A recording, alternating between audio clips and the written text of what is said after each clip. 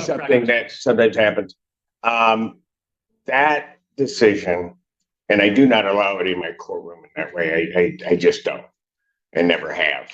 And those decisions as to that contact, I leave with the sheriff's department and our detention center. So I'm not going to allow it. I certainly understand, but I'm not going to do that. Yes, Your Honor. With reference to how folks are going to exit the courtroom, how did you wanted this side to go? Right from the start, tensions are running high in this courtroom. Officers are on edge, suspects are on the run, and the stakes couldn't be higher.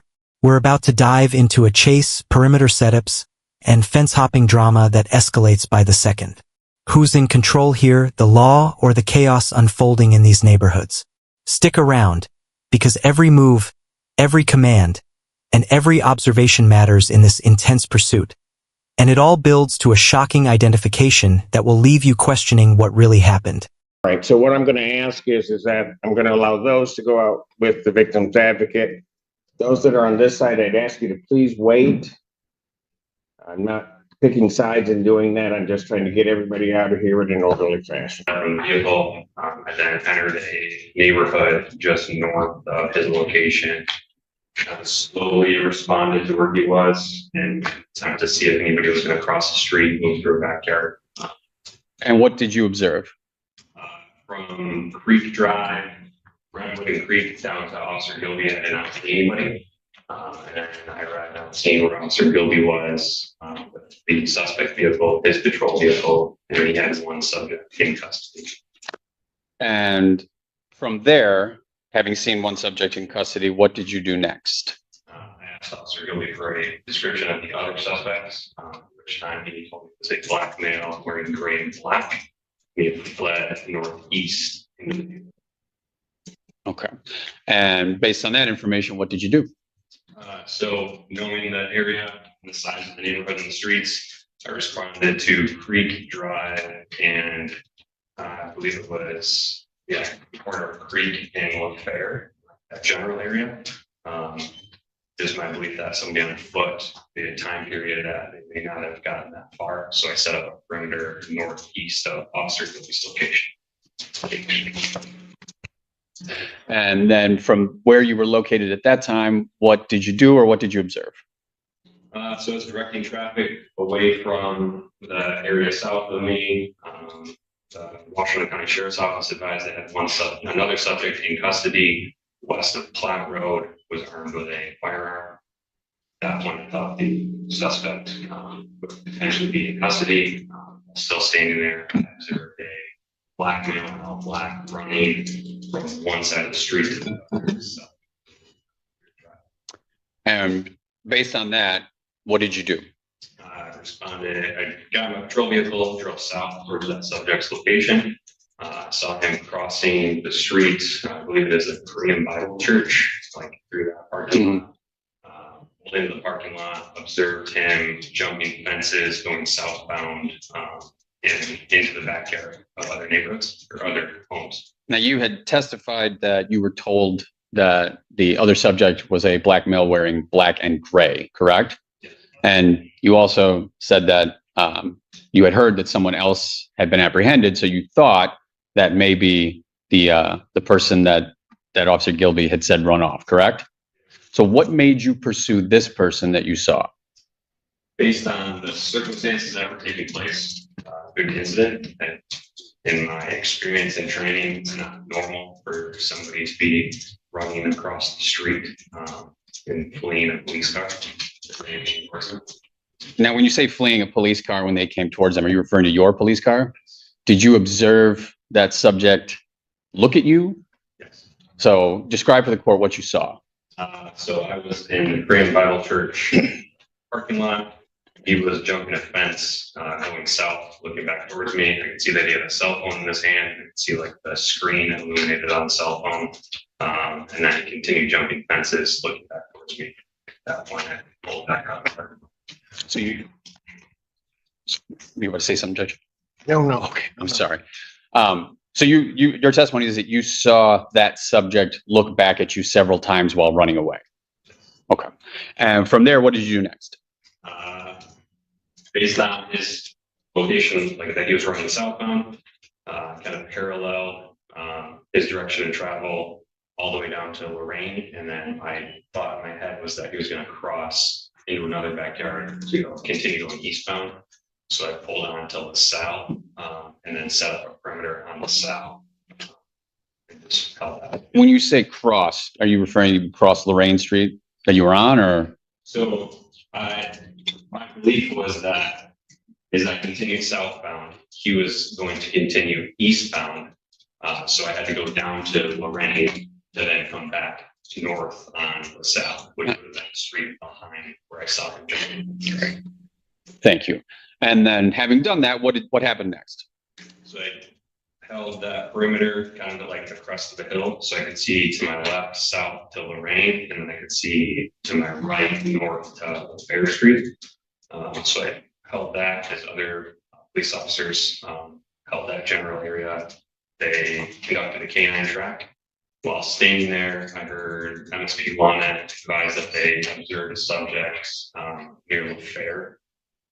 As I looked to my north, I saw the same subject from earlier who had been jumping fences, try to come out onto LaSalle, looked like he observed me and went back westbound into a residence. And what did you do after that? Got back in my patrol car, drove north towards that location, at which time I saw him driving through a backyard. I exited my patrol vehicle. I don't recall what the address is down south. Pursued him on foot and then ordered him around a gunpoint, at which time he complied. Did you say anything to him before he complied? I think I said, I don't know the exact words, it was like police having stopped, something like that. And when you said that, did he stop immediately or did he keep running? I believe it was on the second command is when he stopped running. So initially you said stop police in some format and he continued to run. Yes. After he stopped, what happened after that? So I held him at gunpoint as he was on the ground. At that time, Officer Stanky from Ann Arbor PD came through the wood line and called out the address of where it was. Held him at gunpoint while Officer Stanky placed him in handcuffs. And you said you held him at gunpoint. How far away from him were you at that time? Initially, I believe I was probably from me to maybe the wooden divider. And then as Officer Stanky arrived, kind of converged together and held the gunpoint from me to the front of like halfway between us, maybe. For the record, could you estimate those distances? I would assume that I held him at gunpoint while he was being handcuffed at about 5.5 feet. Okay. And what was his position on the ground? I believe he was face down, prone out, with his arms with us. Okay. And did you, after he, let me take that back. What was he wearing when you, when he was taken into custody? It was a black t-shirt, black pants, dark colored socks, no shoes. No shoes? Do you see the person you took into custody on that date in the courtroom today? Could you identify them by something that they're wearing and their location? To my left, seated at the table, wearing a green top and white undershirt. And that's a record to reflect the in-court identification of defendant Jones. Was that objection? Record show so reflect. If I could have just a moment.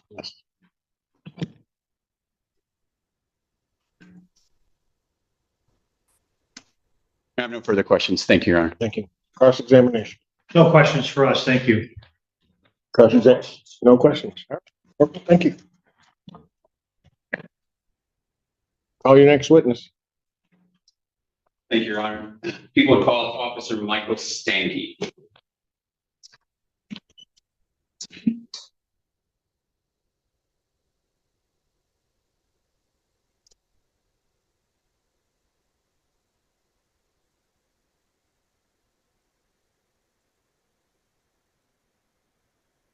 Clerk, please come forward to be sworn.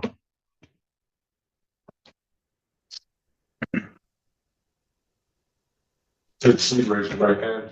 Do you solemnly swear to affirm the testimony you're about to give will be the truth, the whole truth, and nothing but the truth, so help you God? I do. Please spell your first and last name for the record, please. First name Michael, Michael. Last name is Stanky, Stankey. You may inquire. Thank you.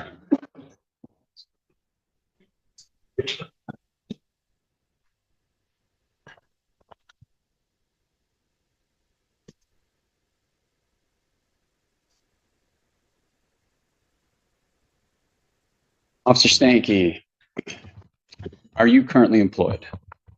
And where are you employed? And what do you do there? How long have you been a patrol officer for the city of Ann Arbor? And were you so employed and on duty on September 26, 2025 at approximately 1:15 in the afternoon? Oh, And what were your duties at that time? at that time I was just on general patrol in the area, about Huron Street and South State Street. And while you were doing those duties, what, if anything, happened? I heard radio traffic. It sounded like somebody saying there were shots fired in the area. Packed flat. I then proceeded to drive down. And where did you go and what happened? Initially, I drove to the area just north of Packard, near Platt, near that intersection, and sort of some neighborhoods in that area. I then got better information about where suspects might be running, and so I went south of Packard, began to search the area south of that. And the information that you got was to go to that area. Okay. And then when you went to that area, what happened? I began walking through the streets looking for the suspects, identified as a black male wearing black.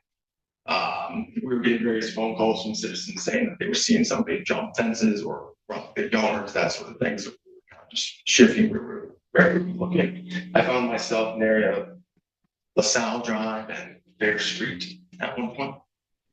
And when you say that there were people were looking for a black male wearing black, was that was coming through on the radio?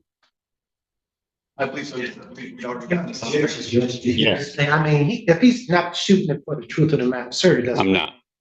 Just from what he was basing it on.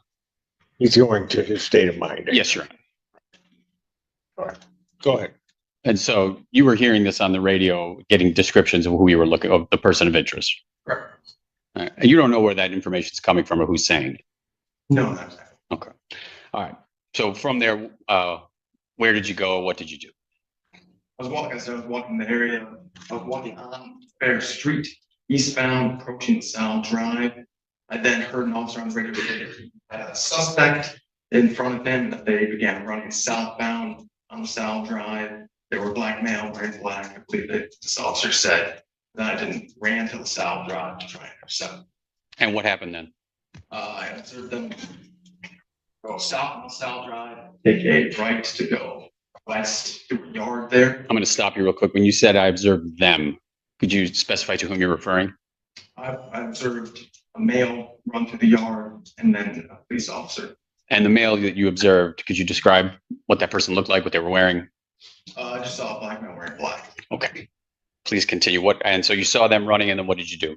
I doubled back, crossed through the backyard of another address, trying to intercept them, and then approached when I heard on the radio. Corporal Maxine say that he had a male at gunpoint on the ground. I approached the backyard where they were. I saw Corporal Maxine at gunpoint with a black male thrown out on the ground. When you, at any time prior to that, observing this black male, did you say anything to him or shout anything? I don't believe so. Okay. And on that date and time, were you you were in full uniform? No. And did that include a body-worn camera? Yes. And was that body-worn camera in working order? And you know how to operate that body-worn camera? And the footage from that date and time was retained, and that's loaded onto a server and kept there. Okay. Your Honor, at this point, I would like to show what I have marked as People's Proposed Exhibit number 3.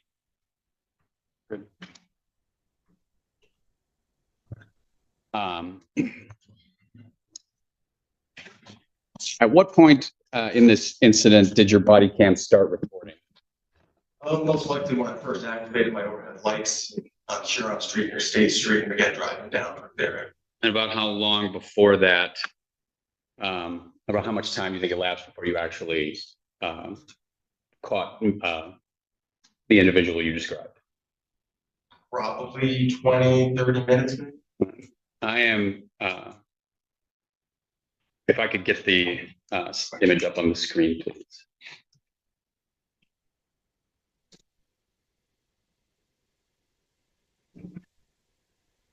Yeah, Has to be plugged in. it is when my computer decided now is the time to log me out.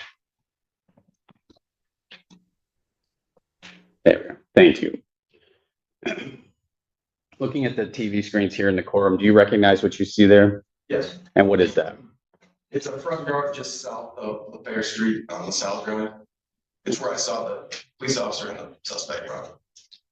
I have this video currently timestamped at 34 minutes and 12 seconds. And I'm going to play that now.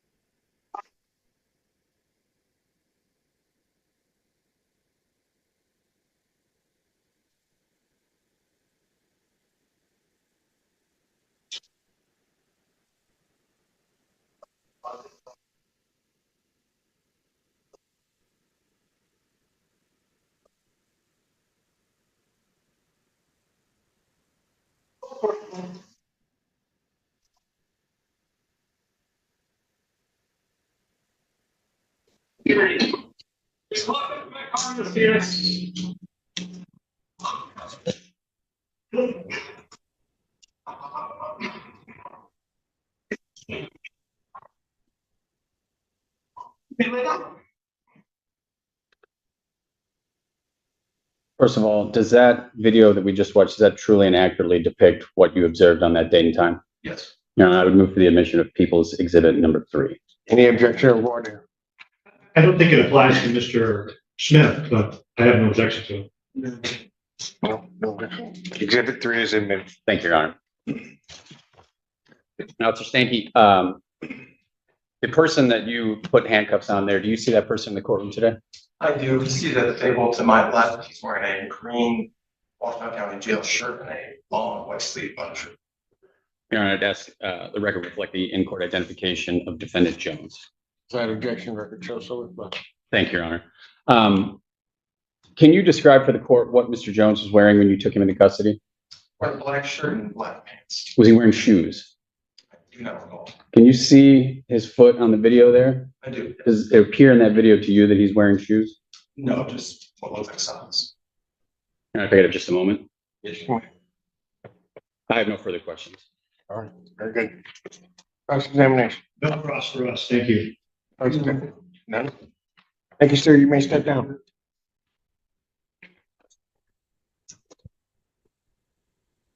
Call your next witness. Thank you, Your Honor. People would call Sergeant Kristen Beard.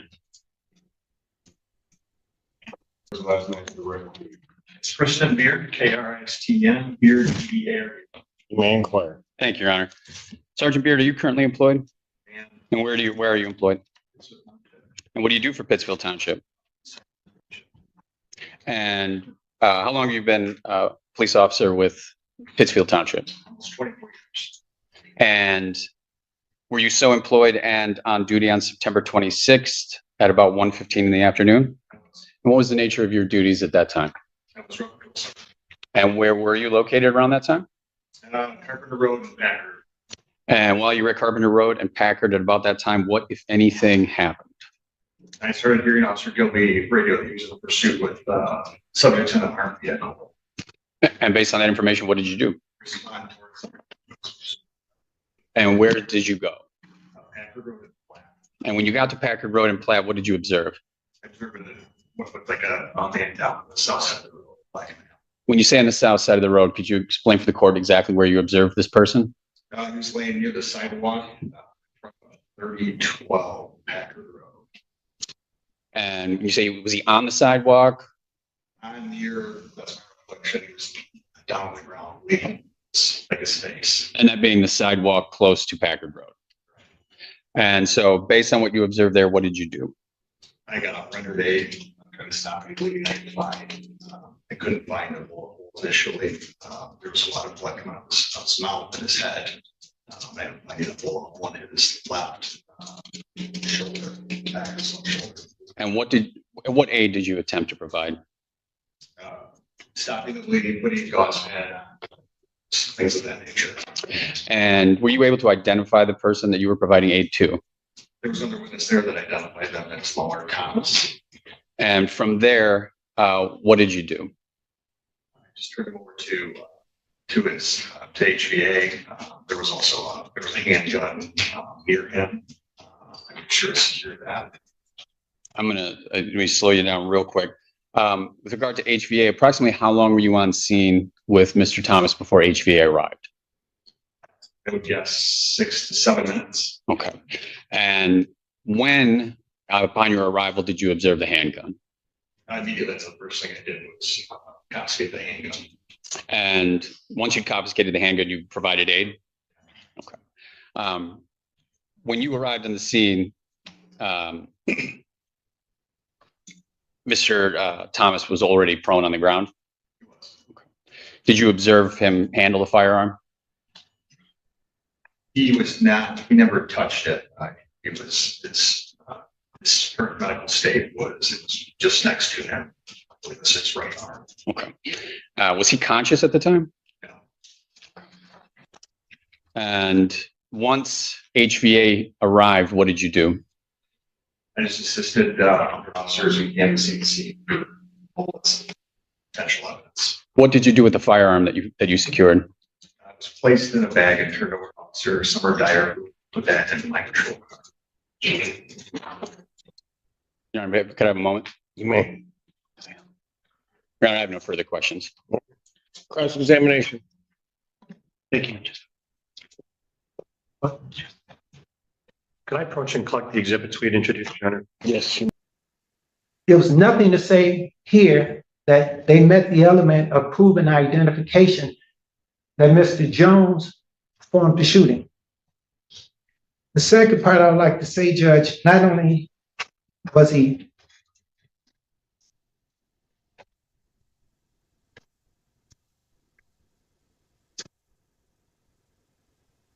I almost want to say you have to show identification. And you have to rely on the evidence of the testimony that came. And if someone would have came and said, that's Mr. Jones in the gray shirt, I would make my argument. But no one said that. If there was some fingerprints, some ballistics or something of that nature saying it was Mr. Jones, then I would have to argue that. Furthermore, Judge, whoever that individual, just for the sake of argument, murder is an intentional crime. And I'm not going to belabor the issue of that. It's undisputed that a vehicle was shot up, whoever that third person was, because as I said, I was always informed there was 3 suspects. Well, whichever the third individual was, 2 guns was already out there shooting before that third person even got involved. And shots were being fired in that third individual's direction. I let Your Honor make your own analysis on that one. Judge, I understand what you're saying about whoever it was and self-defense and things of that nature. But Judge, we just can't get beyond the point that no one took the stand and said, Mr. Jones was driving a car, fleeing and eluding, and I seen him driving that car. So when it comes to the fleeing and eluding charge, no one said he was driving. Resisting obstruction of an officer, prosecutor did a great job of trying to rehabilitate it, but the officer said, I said to stop, And then I said to stop, and he voluntarily stopped. He was hopping fences before the officers even came into the picture. So it wasn't like he was hopping fences disobeying the officer. He was hopping fences before they got there. They yelled at him twice. He voluntarily stopped. So I don't believe there's no resisting, obstructing of justice or assaulting and resisting obstruction. Judge, I appreciate your time as always, and I would like to say it, but Judge, I just don't know how you're gonna get past identification. It's not there. Thank you, Your Honor. With regard to identification, court saw the video. Court views the video, particularly the Bake World video. You have a really good look at the person in the gray sweatshirt, black pants, wearing flip-flops. We have testimony from Officer Gilby saying he observed those two people in that video get into the red Malibu, chases that red Malibu crashes. There, Officer Gilby arrests Mr. Smith. We see on the video, person who's the driver running away. Same person we see in the Bake World video. That is Mr. Jones. Mr. Jones is later taken into custody by Corporal Maxey. He's identified by Corporal Maxey, by Officer Stanky, by Detective McDonough here today as the person that was arrested there. Now, yes, he's no longer wearing the gray sweatshirt. He's wearing a black t-shirt. However, two important facts I would point out regarding his apparel. First of all, the flip-flops. He's wearing flip-flops at the time of the shooting, and then he takes off running. Now he's arrested in socks.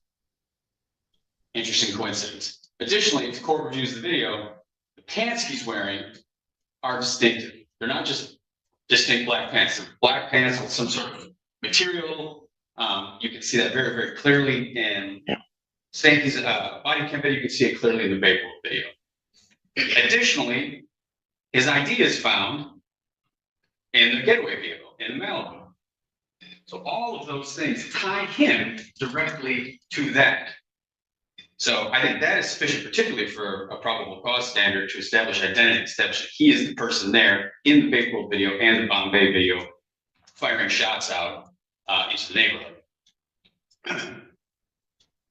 Both defendants are on video shooting at the victim in the case. The victim is murdered by a gunshot wound. People have met its burden with regard to the murder charge as well as all of the attendant counts that go along with that. We would move the court to bind over on all counts. The court has listened very closely to the testimony in this case, and I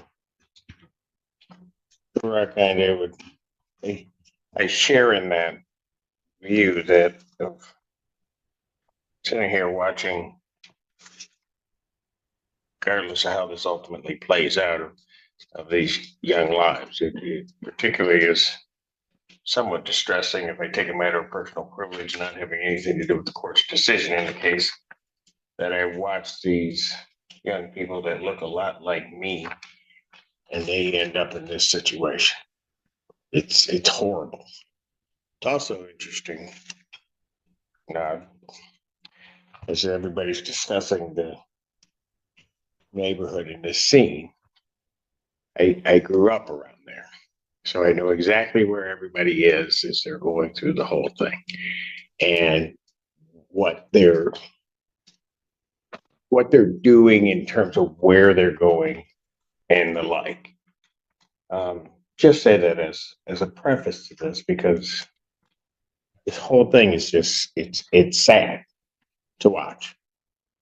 It's sad to watch a young man come out of walking down the street someplace and then pull out weapons that are modified to go from semi-automatic to automatic weapons, just indiscriminately firing in an area where at any given point in time, that area, there are just a whole lot of folks just going around either trying to get pizza, go to the one of the Asian stores that are down that way, quite frankly, go down to the library, which is a little bit further down, just indiscriminately shooting.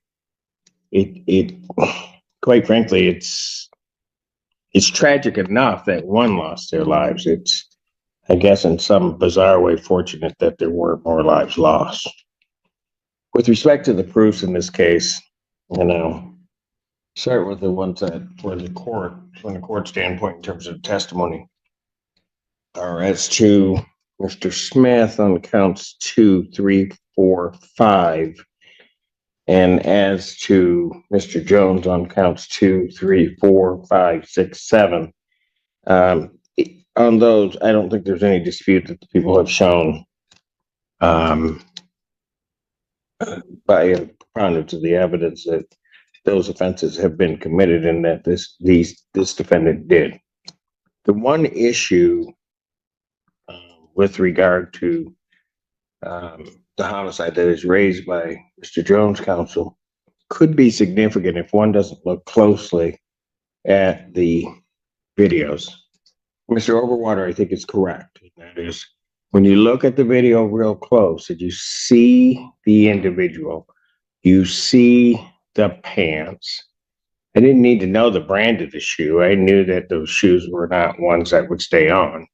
And then the individual, Mr. Jones, is found going through a neighborhood over fences, ends up with no shoes, just socks. And at some point, somewhere, I would suspect shed that the white sweat or white hoodie or gray hoodie, so that he's dressed in the fashion that he's dressed in at that time. But those pants were distinctive. It was interesting that I was going to bring it up and go into it in a lot more detail. But I think when you look at those pants, it's real clear that that's him. That's him that's in front. You also look at some of the facial features that you can see, and it was clear to me that it was Mr. Jones. To any extent that one wants to argue it, I would dare say that in essence will maybe raise an issue of material fact that has to be decided by a finder of fact. But this court is convinced that that was Mr. Jones at that scene. That was Mr. Jones firing that weapon. And I don't think it matters, for the sake of bind over, that I attribute that bullet to, particularly bind over an open murder for these individuals, that I attribute these to which gun, which firearm, which defendant it was fired. At some point when they started acting, they were acting in concert with each other, because they were both firing, both unloading a large number of bullets into that strip mall, and then jointly both got into that vehicle and drove off. I think the record also shows that one could infer that it was Mr. Jones, as his identification, his items, items of ownership, as well as a weapon, are all found in that vehicle that crashed on Lorraine Street. So for those reasons, and so that we're clear, as to Mr. Smith, I don't think there's any issue as to identification. I mean, he's clear as a bell the moment he's climbing to the top of that officer's vehicle trying to get away. That's him. So for those reasons, the court would find that the people have indeed sustained their burden of proof in this case. And so that the record is clear as to Mr. Omar Smith, I would bind the defendant over to stand trial on counts 1, 2, 3, 4, and 5, taking into account all of the information and evidence presented during the course of this preliminary examination. And likewise on Mr. Jamal Jones' case, if that goes off one more time, I'm taking it.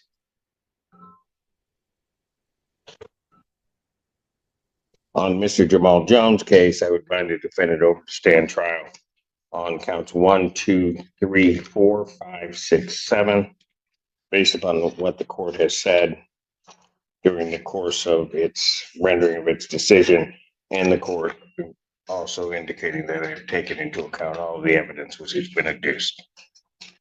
Therefore, the defendant are bound to overstand trial.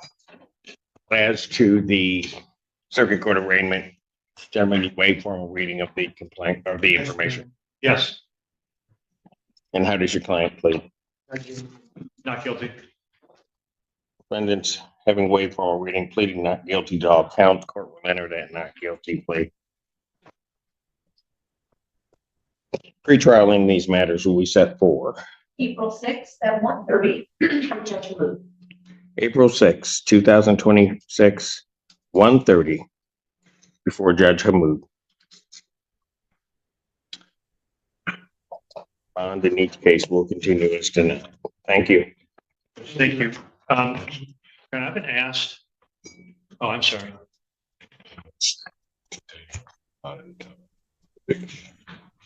Got it. We'll get that in a moment. Okay. All right. Thank you. Yes, sir. I was presented with, someone suggested to me that there may be some precedent for a juvenile like Mr. Smith to be able to hug his family. I don't know if that's the case or not, but someone suggested that there was some precedent for that, and I don't know what kind of precedent you might be speaking of. As legal, just sounds like that's something that sometimes happens. That decision, and I do not allow it in my courtroom in that way. I just don't, and never have. And those decisions as to that contact, I leave with the sheriff's department and our detention center. So I'm not going to allow it. I certainly understand it, but I'm not going to do that. Yes, Ron. All right. With reference to how folks are going to exit the courtroom, how did you wanted this side to go? All right. So what I'm going to ask is that I'm going to allow those to go out with the victim's advocate. Those that are on this side, I'd ask you to please wait. I'm not picking sides and doing that. I'm just trying to get everybody out of here in an orderly fashion. Thank you.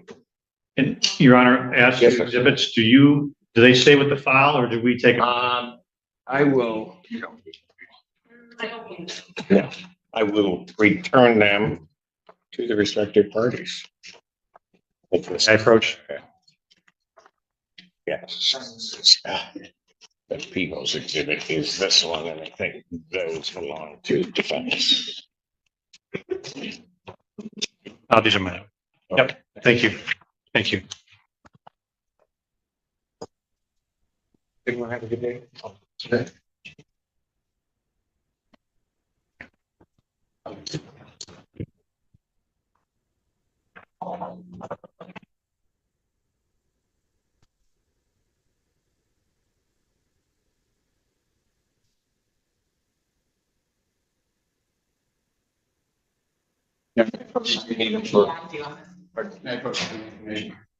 After closely reviewing the testimony, body cam footage, and eyewitness accounts, it's clear how meticulously law enforcement tracked, cornered, and ultimately apprehended the suspects. From perimeter setups to fence-to-fence pursuit, every detail adds up to a compelling narrative of investigation and enforcement. The evidence, including clothing details, video identification, and recovered firearms, directly links the defendants to the incidents, and the court has now moved to bind over on all counts. This case highlights the importance of precise observation, timing, and proper legal procedure under high-stakes circumstances. If you found this case as shocking as we did, make sure to hit that like button, share your thoughts in the comments, and don't forget to subscribe for more jaw-dropping courtroom breakdowns.